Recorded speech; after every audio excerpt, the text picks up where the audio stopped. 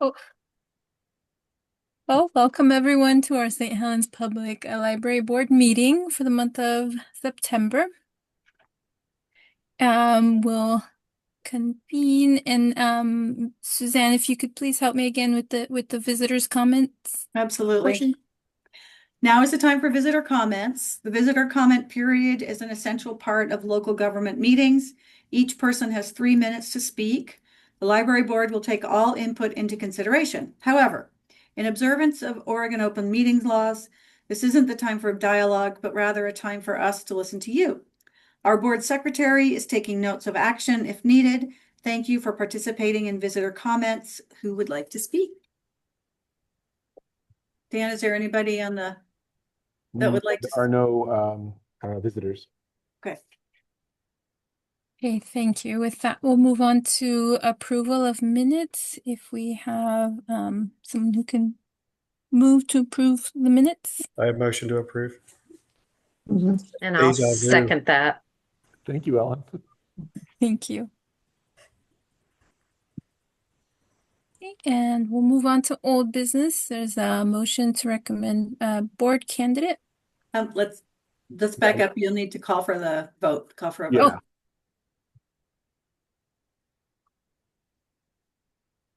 You just say that hearing a motion. Oh, go ahead, Rob. All in favor? Aye. Aye. Aye. Any opposed? There are no opposed. Okay, and now we can move on to old business and a motion to recommend our board candidate. I make a motion to move our board candidate that was interviewed on August 27th to the city council. I second. If her name needs to be spoken, it's Kelsey Knudsen. Kelsey Knudsen. And then I'll be abstaining from the vote because I know one of the candidates. If we can have a vote. Aye. Aye. Aye. Aye. So we have 7 aye and 1 abstain. We get 6 ayes and an abstention. Okay, and next is the strategic plan subcommittee report. I believe that is me, and I think there's one other left. I think Ellen left because she has other stuff going on. I don't have anything more to report right now. It's been a while since we had a meeting, so I'll just leave it at that. I'll coordinate with Suzanne on how to proceed with that. Ellen, just to clarify, Ellen, you're still there, are you? Yes. Okay, great. Yes, I will. Yes, Aaron and I will, and Ellen will coordinate for our next meeting. Happy to do that. Thank you. And then next would be Makerspace fundraising subcommittee report. And just confirming that Jay and I have not had a meeting recently. As you know, he and his wife made a very generous $500 gift.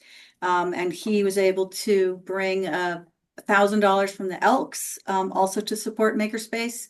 Those funds will go and have gone to project tables that are being used in the center of the new Makerspace space. And then some of those funds will be to purchase supplies to do some additional plumbing in the Makerspace to expand the number of sinks we have to 2 so that we can do a dye project, or we can do, if we've got kiddos making a mess one place and somebody else needs it the other place, we'll be able to have a little bit more space. There'll be more space there and more counter space as well. And I will get with Jay as soon as I can, and he and I can talk about next steps. Thank you.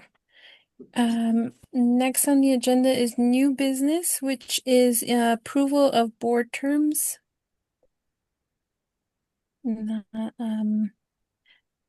Sorry, Dan, you provided a great slide. I was just going to say that that was from, I believe, the June meeting with Rob and Jana were in agreeing to stay on the board for another term.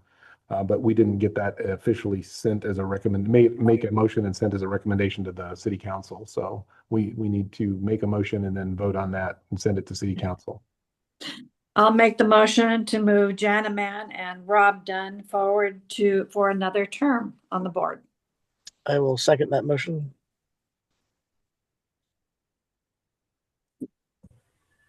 Deja vu. Yeah.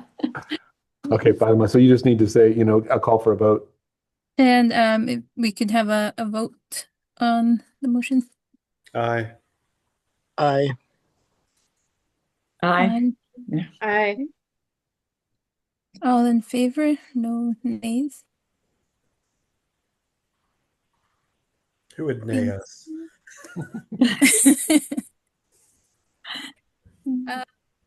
Next, we have the library director's report. I'd start by thanking Jana and Rob for signing on for another term. You guys are wonderful. So glad you're sticking around. Okay. Federal funding.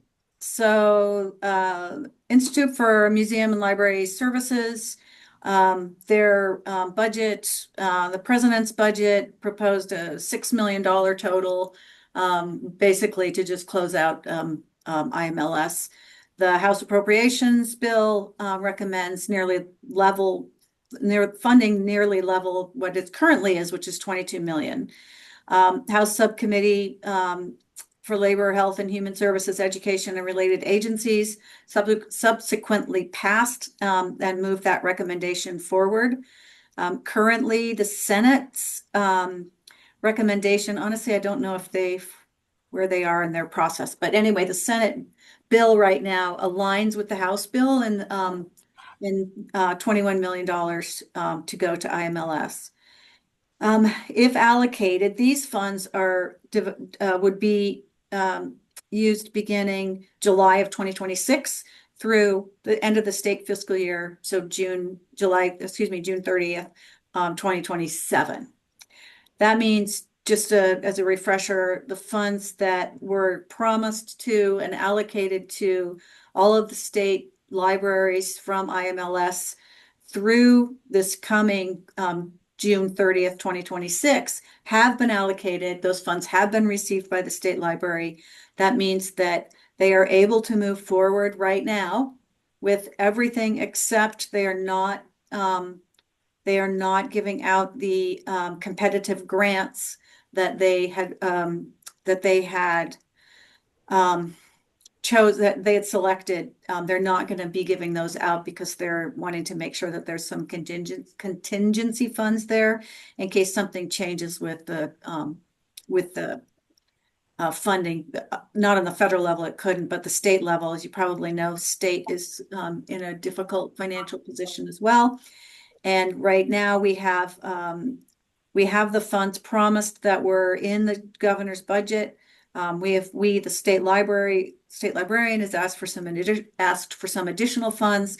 Part of that would support those competitive grants. At a town hall meeting that she had a couple of weeks ago, she said it was unlikely that those funds would be able to come from the state. So right now, it looks pretty good for state library as is. If the state was to receive their full allocation as they have in past years, then they would be able to fully fund library staff and services, and that includes databases. There still is some discussion about pulling some of the databases. Most of them don't affect us. One of them is called Answerland, which is this great service that academic libraries use a lot and school libraries, but we don't find that ours or other public library patrons use it very much. Excuse me. So, because our funds from the state mostly comprise of funds for the summer library program to the tune of about $3,400. Was that right? $3,400. And some funds that we got for the teen internship program and some funds that we get from them to help support our Libby purchases or subscription. Those are, those, of course, all of those would make a hit on what we can do. And particularly state library staff has an enormous impact on how successfully we can all do, all of us libraries can do our work. But it's looking, fingers crossed, call your congressmen and women. But it looks fairly good right now. Of course, nobody knows what's going to happen in reconciliation. It looks like they may have to do what's it called? So they don't close down the government. Whatever that bill Continuing is. resolution. Yeah, continuing resolution. They're probably going to have to do a continuing resolution. Thanks very much to those of you who were able to participate in the special meeting and then the joint board city council meeting. Thanks, Aaron, for being willing to step up and give that report. And the city council apologizes for not meeting their quorum. This meeting the joint meeting will not be rescheduled.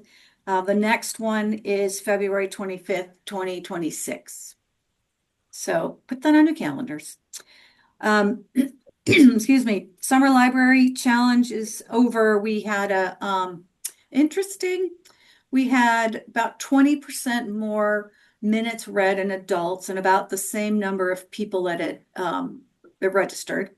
We had about 15% increase in teens registered and about a 20% decrease in minutes read. So at least they're coming in the library. We love that.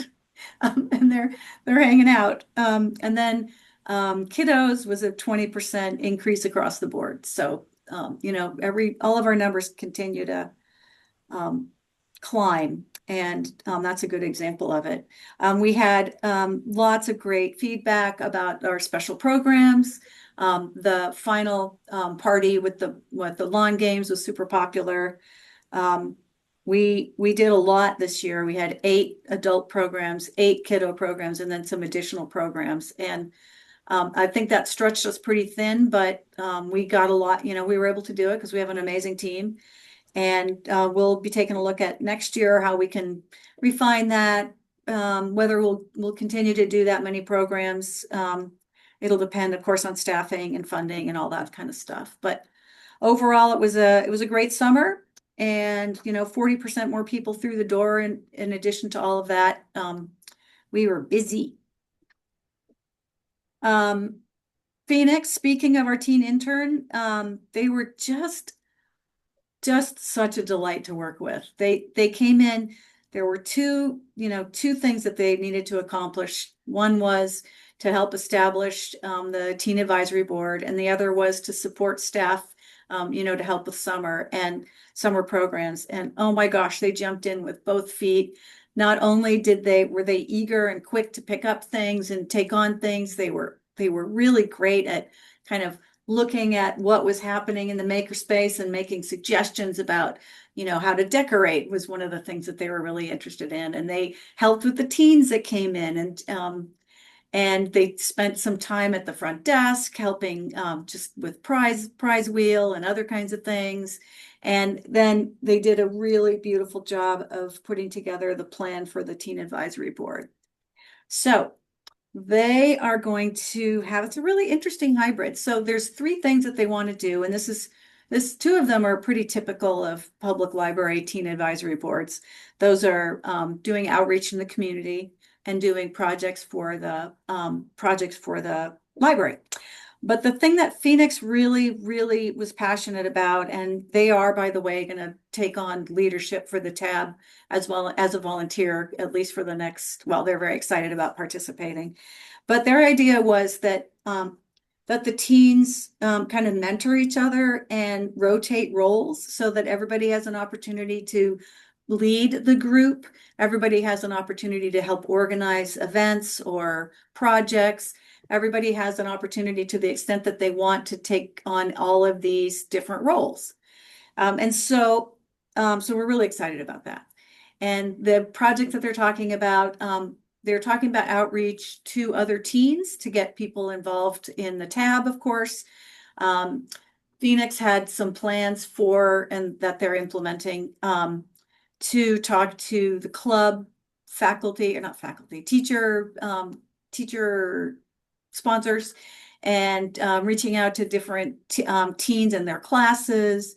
And they use some social media channels that they're going to work on. So the plan is to have the first meeting in early October. And then we'll talk about outreach. They haven't really made any decisions about that yet, or they haven't. But the other thing they'll be doing is helping us with projects around the library, such as one of my personal passions, replacing the cork on the bottoms of all the bookends with magnets in the children's area. So when you take a picture book out, the whole thing doesn't slide off to the end. So that sounded like something they thought might be, I mean, they could have a great time visiting with each other while they're doing it, and it would make a big difference to our kiddos.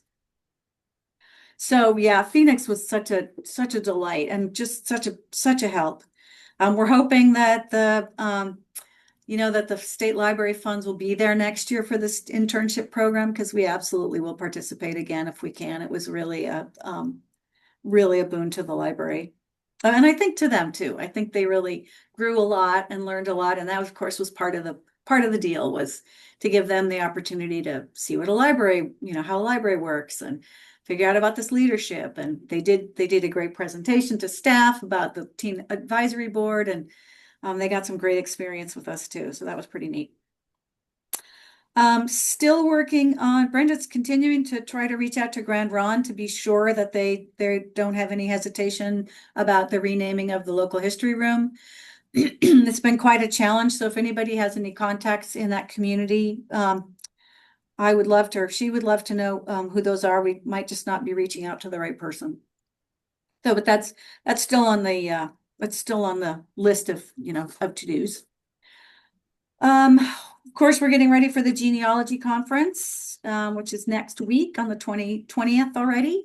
If you are interested in participating, of course, we want you here. Also, if you could help spread the word to your friends and family and colleagues, we'd sure appreciate it. Where our numbers are down a little bit from previous years. We're about 15% lower than we have been at this time in the previous years. We've done quite a bit more outreach this year. The friends have been putting out their, sorry, that cat. The friends have put out flyers everywhere. There's been a lot of great social from the city. We're doing some really great stuff, but we still need some help boosting those numbers. So if you could help us by reaching out to your friends and family and colleagues, we'd be very grateful. Again, that's on the 20th. We have these two great experts coming in. Brenda's putting together some really nice swag, and we're using the Glowforge and the Cricut to create the decals and the front covers of the little notebooks that we're giving them. So, it's a great combo between this outreach and using our makerspace for in-house things as well. Speaking of makerspace, we have changed some of the makerspace and regular programs. And that's for two reasons. One is to realign it with the job description. At this point, up till now, Jana has really spent more than 40% of her time working on makerspace stuff as she gets things running, as we figured out which programs are working, what are the good timelines for the appointments and what's going to work for free time. And she's done a great job of getting a really amazing group of volunteers who are really reliable, come in, several times a week. Some of them, they have wonderful skills to share anyway. We have a fellow who's is an IT professional. He helps repair IT, technology. So he's helping us with our new laptops. And we have somebody who actually donated a new 3D printer. And so he's been helping folks with the 3D printer. So anyway, we have so that's for those two reasons, we are able to we've realigned our programs. So we are now doing two maker, sort of free maker opportunities a week, and one appointments with Jana, 3-hour period. Once a month, we're also doing a maker day on Saturday. We're going to see how that goes. We're going to try it out. So we got some feedback from some folks that they couldn't come in, during regular work hours. So we're going to see how the Saturday works out. We're not going to go back to teaching those 101 classes. We just had a few people coming in. Most of the people that want to use the 3D printer and the sewing machine and the Glowforge, those folks are coming in during the half-an-hour appointments with Jana and getting their certification that way. It's a more efficient way to take care of it. We are still talking about recruiting some volunteers to teach classes on Mondays. So Jana would be there, but she wouldn't be actually teaching the program. That'll give us an opportunity to expand, the offerings that we have. She's got lots of great expertise, but there's lots of things out there in the community that we know are of interest to folks, and we just don't have the expertise in-house. The other piece that we're changing is we made some slight changes to our regular kiddo programs, the story times. We were finding that we had a lot of the same kiddos in the toddlers and pre-K, and the toddlers and anybody who's worked with groups of toddlers, that's the really intense planning and preparation. And, it's amazing and wonderful, but also really intense. So we've backed off. We're going to do 2 toddler programs a month instead of once a week. We're going to do 2 pre-K programs a month instead of once a week, and they'll be alternating. So there'll be a toddler or a pre-K program every week. And then we'll do our baby lap sit every day of the week, or excuse me, 4 times a week, 3 times a week, sorry, as we had been doing. I mean, we all know the importance of making those little connections with those early literacy connections with the babies. It's a really great opportunity, I think even more than the older kids, for the adults to get to know each other. We've seen some real friendships blossom between, parents of new babies and parents who have kiddos that are older, sharing information and learning, going on play dates. And, that's such a rich way for people to experience the library and be a part of that community. So we're really looking forward to that. And all of this will also give Jana some more planning and preparation time, which she's really needed. We've been running her ragged. So I'm glad that we'll be doing this. We'll of course be, assessing it as we go and getting feedback from folks. And of course, we encourage you to give your feedback too as well. We did open the cooling center between the 22nd and the 25th of August. We had about 60 people come through. We had some folks that stayed for most of the day. We had a dad and his son come in on Sunday right when we opened, and they were there until we closed the doors at 6. On his laptop, they were watching a show. They were doing some homework, it sounded like. Just really, they were really grateful to have that space. We had some really wonderful volunteers from the Oregon Department of Health and Human Services. Is that right, Jana? HHS? One of them came from Salem to help us out. They were just great. They really helped fill some holes because we did have a hard time getting volunteers to fill those spots. One of our Friends members, Lynn, Nancy Kotkin, she's also one of our longtime volunteers in the library.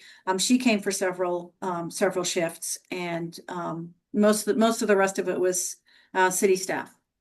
Brenda and I spent a good amount of our weekend here, and we're of course really happy to provide that service to folks. We were partnered, as you know, with Columbia County Emergency Management. They provided water bottles. The food bank provided snacks.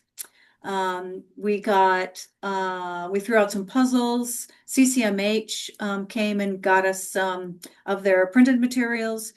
We were able to distribute Narcan and masks, and we had like 4 COVID tests left, so we put those out too. So we had a really nice collection of materials at a really important time. We think it's part of the important service that we do at the library to provide that resource to folks, particularly since they don't really have access to that in very many other places in this community.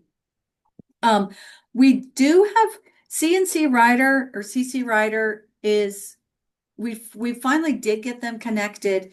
they were offering free rides if you called for it during their regular working hours. So we need to do a better job of getting that information out to folks. But we do have that piece in place. And kudos to Crystal King at the city comms, because she's the one that heads that task force, the county extreme weather task force we call it. And she's the one that really does, yeoman's work getting everybody all the information out to all our community partners so they can get their information out to folks. And so kudos to her. It really makes a difference.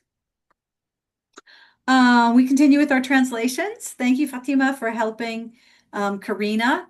We now have our welcome brochure in Spanish. It'll be out on the desk in the probably early next week.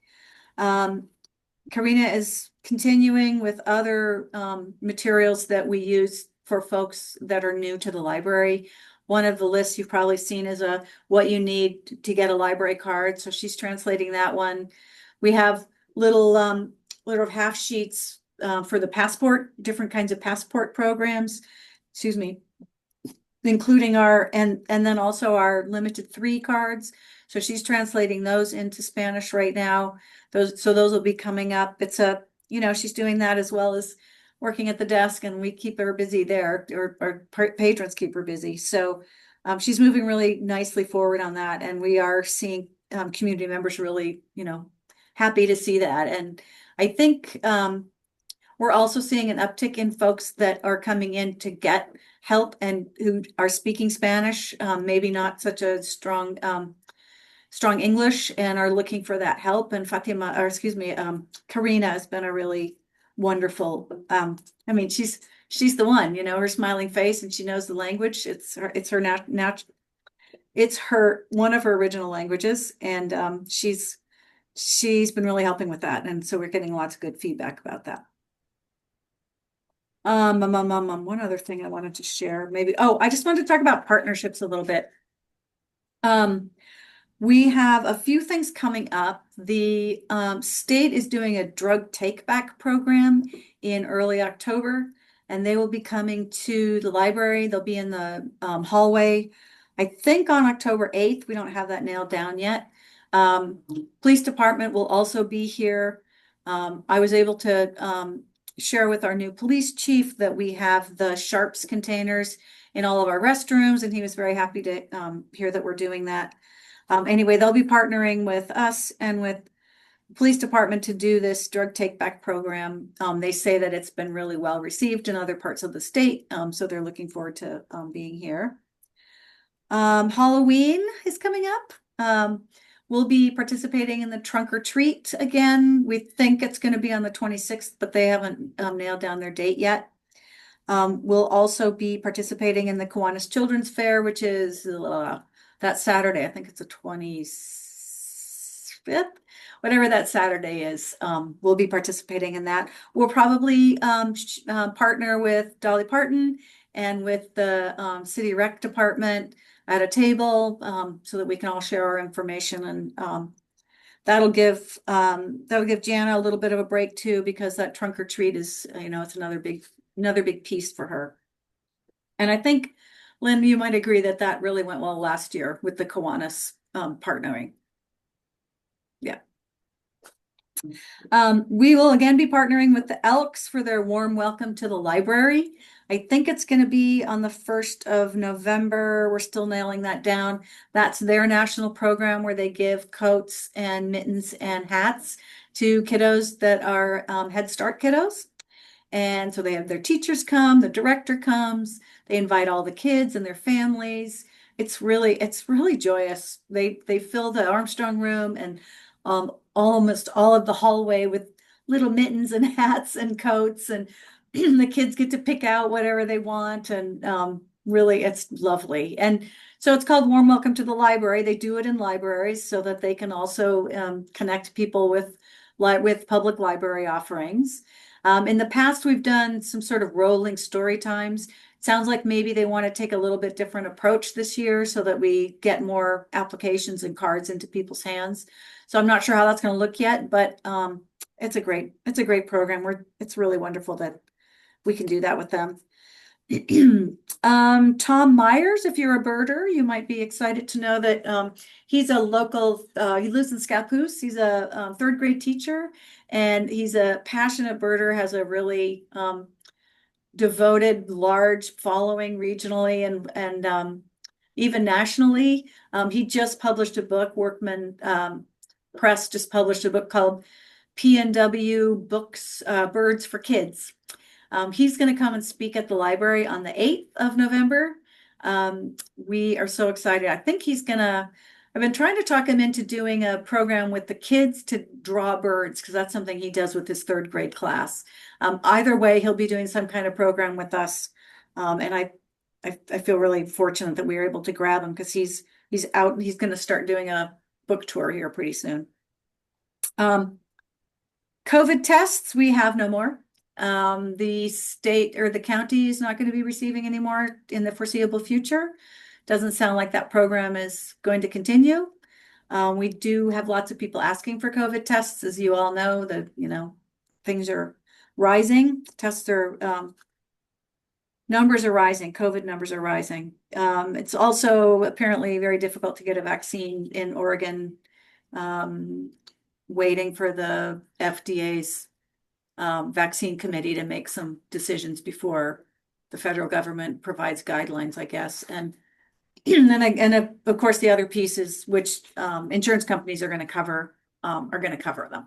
And the reason I mention all that is because we do get questions at the library periodically, so we have that information ready for people if they would like more information about what the next steps are, or what where they can get information. I guess that's really what we're providing. Let's see, I did that. A couple of incidents. It was a kind of a busy week a few weeks ago. We had a couple of young women come in one day and one the next, really struggling. It was a good illustration of how important the CCMH crisis team is and how amazing they are to work with. We called them. It was 7 o'clock, 7:15. They were there within a half an hour. They spent some time with her. They helped her settle. They got her the resources that she needed. Very similar thing happened the next day. Same thing, they were able to come in. They have a great partnership with the police department. The three of us, the three entities work really well together in making sure that folks get the help they need, whether or not it's police or CCMH. So that's really important. And we are, again, happy to provide that service. And other than that, I will be out of town between the 4th and the 7th of October. And Brenda, as always, will be running the joint while I'm gone. I will be working part of the time I'm gone. So text me, call me. Well, don't call me. Text me or email me, and I'll get right back to you as soon as I can. So that's a lot.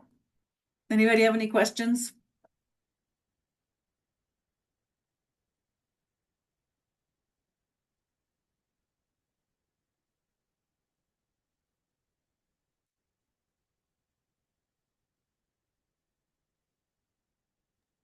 No questions, but I feel like we need a round of applause or something. That's a lot. So We're much. such an amazing team. I can't believe, it's just amazing to all the stuff that happens behind the scenes, all the things that we're doing. It's really, we are really an extraordinary group of people. I don't say that enough. I don't think it's a really extraordinary group of people that work here. So thank you. I'll pass that along, Jana.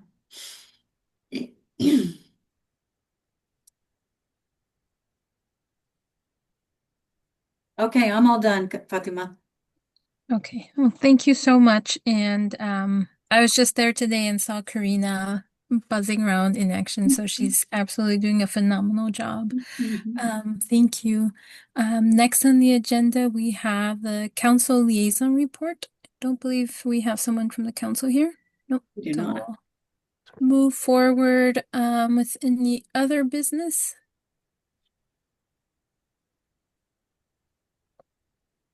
None from here. None. Now, on the agenda, summarize action items. So, notes that I have are on updates from the strategic plan subcommittee and the Makerspace fundraising subcommittees to both check in with those groups. Anything else that I might have missed? That's it. I don't have anything on my list. And do we have a motion to adjourn, if that's the correct process? That's perfect. Motion to adjourn. And if we can have a vote. Give you a second. Aye. All in favor? No nays? To not adjourn? Thank you so much, and thank you for your patience. And Erin, big shoes to fill, so thank you all so much. Thank you, guys. Thank Thanks. you. Thank. Bye. Good night. Bye. Bye, everyone. Good night. Let's see.